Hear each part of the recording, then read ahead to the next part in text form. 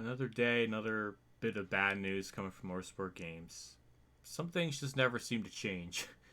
So, Jay Pinnell made a post on Facebook, it looks like, and he said that today would be his final day as Motorsport Games in the role of brand manager, which, um, this is, in general, this is a very standard, like, farewell, goodbye type of, like, post. There's nothing. It's very professionally done. There's nothing. He didn't really say anything horrifically wrong, but the couple of things he does say paints a picture on just how things work in Motorsport Games, like the logic behind it. And really, the first bit of it is in the second like paragraph here. So it says, prior to joining an organization, he was not an avid gamer, did not know the gaming space very well, nor did he understood or truly see the impact and reach of esports. So already this is just bizarre. He's put into a position he has no experience in. Why on earth would Motorsport Games do that? That doesn't really make any sort of sense. And it just seems like he wasn't put there because he had experience. It wasn't there because he had some kind of passion for that area. It just seemed like he was just kind of plopped there. So that alone, this alone here is very telling on just how they operate and do things, because it just makes no damn sense at all. It's just really bizarre. And yeah, the other thing to note is just this paragraph here. In general, it means nothing. It talks about a 320% increase in unique viewers, 297% increase of total view numbers, and 64% increase in total minutes viewed. What were the numbers originally? I don't know. If that's not disclosed. So these numbers mean nothing.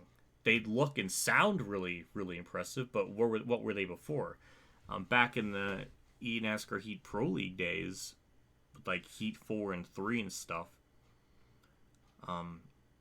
they were boasting views, or they were praising their views for being insane, and a lot of that was coming from like Facebook.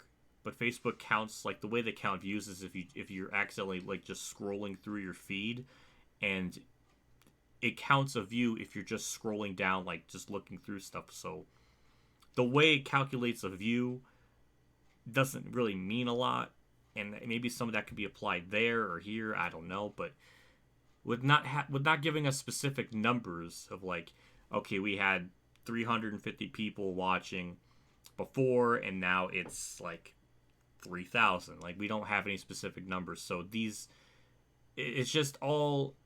It just sounds really good, but there's no real weight behind it because we don't have the exact numbers. So it's just bizarre.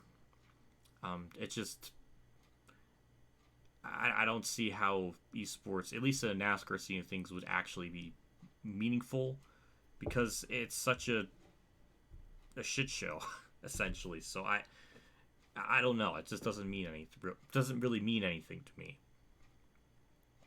But those are the two biggest takeaways from all this. Everything else is pretty standard.